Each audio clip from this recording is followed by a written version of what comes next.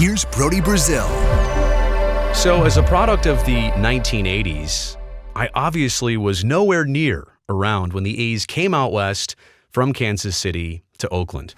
But like a lot of you, I heard stories over the years about individuals and situations, and there's a lot of details that, quite honestly, I knew but never really connected the dots on, never really put them together to understand the bigger picture. Until now. And in recent weeks, we've heard the news, the A's with a land purchase agreement in Las Vegas, considering relocation once again. I've become fascinated with this A's franchise history. And in this deep dive, we're about to look back on their move out west from Missouri to California. It is crazy to see the similarities and the parallels, and it begs the question, is A's relocation history potentially repeating itself? I mean, some of the things I'll spell out here, you're wondering, wait, were those happening in the 60s? Or is that the same exact scenario happening here in 2023? And so there's a lot of details, a lot of things I never really made sense of until now. We'll actually begin this journey in 1955. So Kansas City gets the A's via Philadelphia. They're the first pro sports team in Kansas City, first major pro sports team.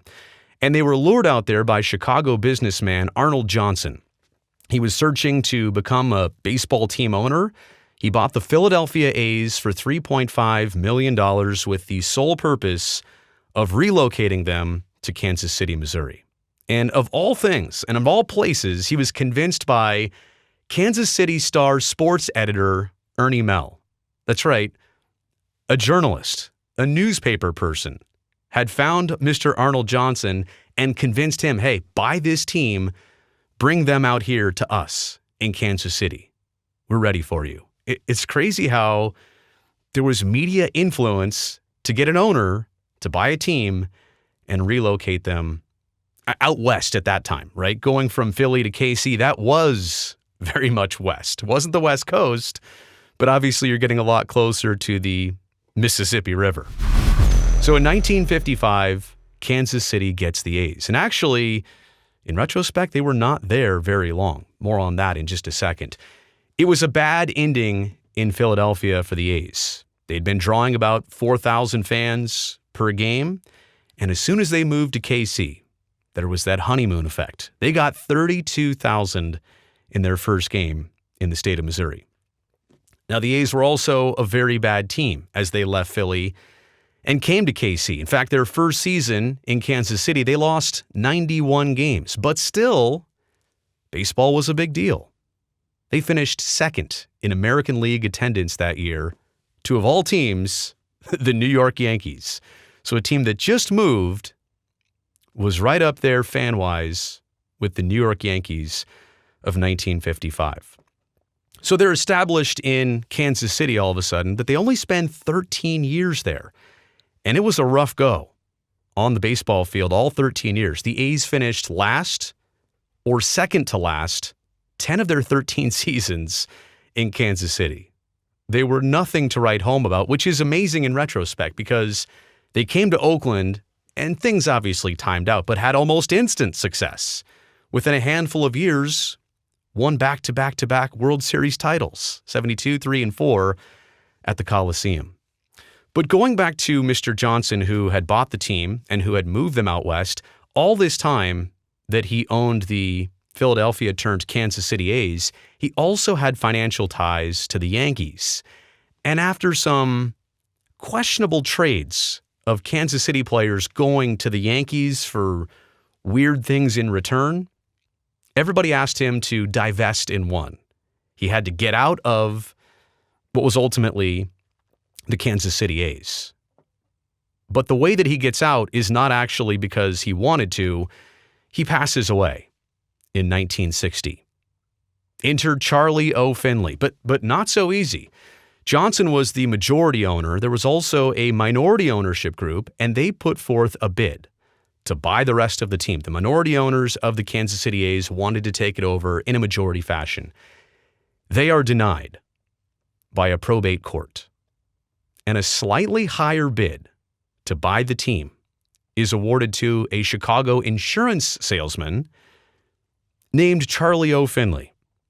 And Charlie O, you could do the research on him separately. This is not necessarily all about him, but he obviously brought a lot of interesting things and ideas, and some that did work out, some that didn't work out, to the game of baseball. Look up the orange baseball. Look up the designated hitter. There's a lot of things that Charlie O was behind. So he, with a slightly higher bid, is able to buy the Kansas City A's. And initially, when he comes in, I mean, look at his quote here. Kansas City's the place for him. Quote, Kansas City is a great sports town, and I'm sure we'll have excellent support. One of the first things I'm going to do is prove that Kansas City isn't a Yankees farm team. So there was that whole thing like, hey, all right, we're tired of supporting the Yankees. We were tired of maybe being used by previous ownership. We're planting our roots here. This is Kansas City's team. This place works for us. We're going to really thrive here in KC. Well, like we know now, they only spent 13 total years there. And during Finley's tenure, there's a lot of things that happen. I mean, I don't have room for all of it here on one screen. But he signs a 3-year lease in Kansas City, so he establishes the team there. But at the same time, he's got back and forth spats with the newspaper, the Kansas City Star. He's constantly going against their critiques of the team. He's fining his own players for various things.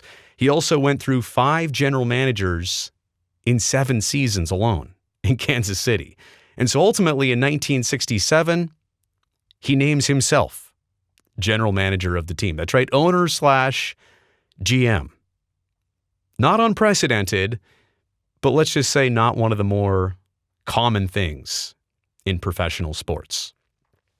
All the while, though, that Charlie O is in charge of the Kansas City A's, there is a saga of relocation. And I mean, it's crazy, right? We just talked about 1955. They landed in Kansas City. Not long after, Charlie O takes over. We're staying here. But by 1962, he was openly seeking relocation. By 1962, 7 years after they got there, they're already talking about leaving. Charlie O was denied by the American League a move to Dallas in 1962. The A's were denied a move to Atlanta in 1963, right? This is, we're talking about the Oakland A's here of present times. This is their history in Kansas City. This was all going on before they even thought about moving to Oakland. There was all this talk, all this speculation. It was different back then. No social media, no instant news cycle. I'm sure it was discussed here and there, but imagine if this craziness was playing out in 2023. Denied to Dallas, denied to Atlanta. They both eventually get their baseball teams. And he did not want to sign a Kansas City lease extension in 1964 because he was going to have to share a stadium with the Kansas City football team. Wait a second. Think about that for a second.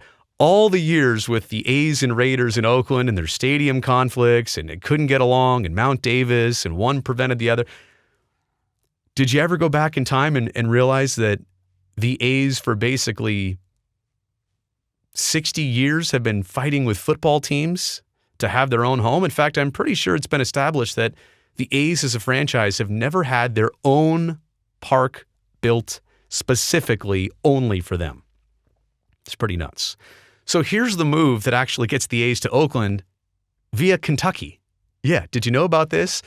January 1964, Finley goes out and signs a 2-year lease in Kentucky because he is so fed up with Kansas City, and he didn't really want to sign that 4-year lease. He was against it. He's like, just get me out of here. Get me to Kentucky. I think they were going to build or expand a 20,000 seat venue at the fairgrounds in Louisville and make it a 30,000 seat venue, again, at a state fair, something like that.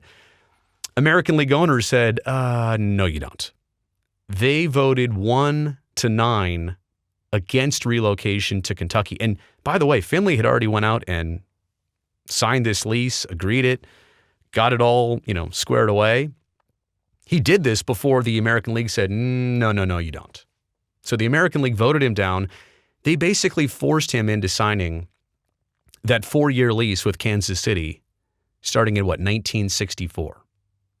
And then Charlie O goes back and calls Kansas City a horse bleep town. I mean, this was not not long after he said how great it was, how we're going to make it work here. We're not going to be the Yankees farm team anymore. And now that's how he's describing Kansas City. So now all of a sudden it's getting messy. A 4-year lease. He doesn't want to be there for any of that. What's Charlie O. Finley going to do? Well, in 1964, then he says, all right, I will sell this team. And he sets a price of $8 million, but groups in Denver nor San Diego, which obviously both got baseball teams eventually. It's crazy, right? Dallas, Atlanta, Denver, San Diego were all potential homes for the A's over the years. Neither of those groups could match his $8 million asking price. All the while, though, so he hangs on to the team. All the while, these stars emerge, not only in Kansas City, but also in their minor league pipeline. You got Blue Moon Odom. You got Catfish Hunter, Campy Campaneris. You got Sal Bando. You got Joe Rudy. You got Raleigh. You got Reggie. And this team is going to be something special. And all the while, right? So you could see that train coming down the tracks. There's also another train coming down the tracks.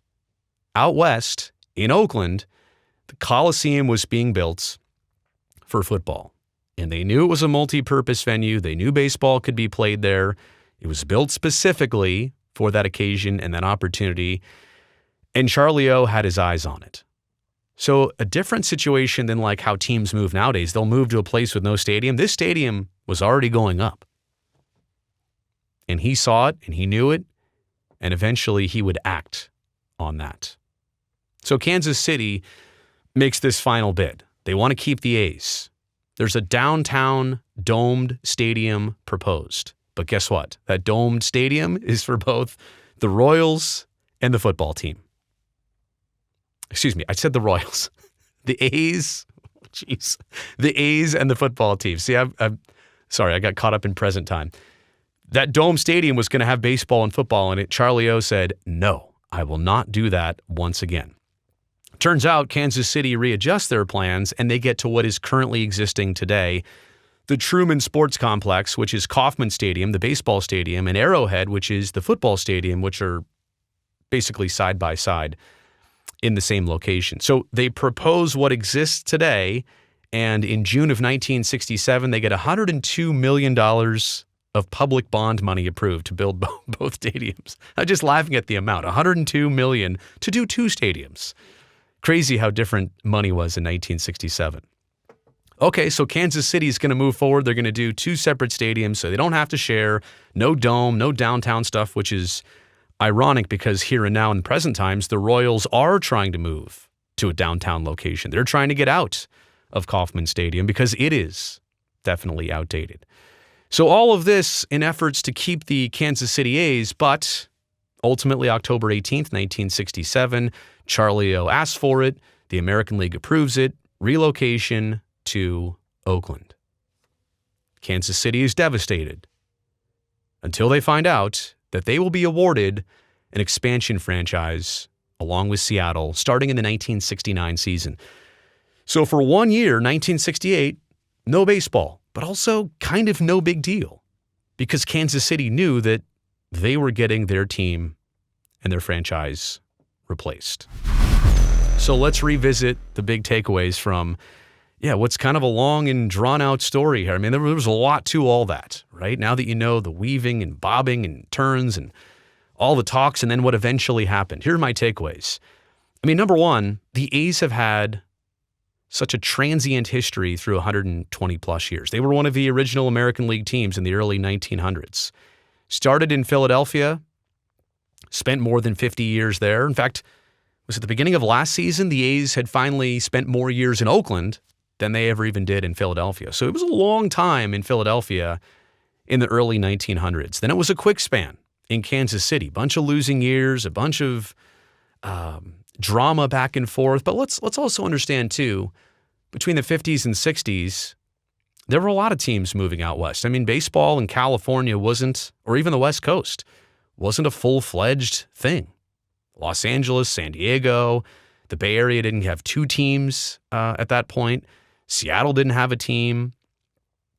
So it was a migration west for Major League Baseball, but like the A's have been a part of a couple major moves already. And if they were to relocate in the near future to Las Vegas. This would be the first major pro sports franchise to move 3 times. Philly to KC, KC to Oakland, Oakland potentially to Las Vegas. And you know who another team out there is that has similar geography and a similar history? The Sacramento Kings. Weren't they the Rochester Royals to the Kansas City Royals to the Sacramento Kings? Wait, KC, yeah. Oh, and that's right. And if the Kings had moved one more time, they would have been in this rare territory of moving 3 times in their history. So they avoided it. Let's see if the A's can do the same thing here. But the biggest takeaway of all this, wherever the A's have left, baseball has not evaporated. As far as I know, Philadelphia still has the Phillies. Kansas City still has the Royals. But if the A's leave Oakland, I don't know that there's going to be a replacement this time. And that's the biggest part about this history that's not in line to repeat itself.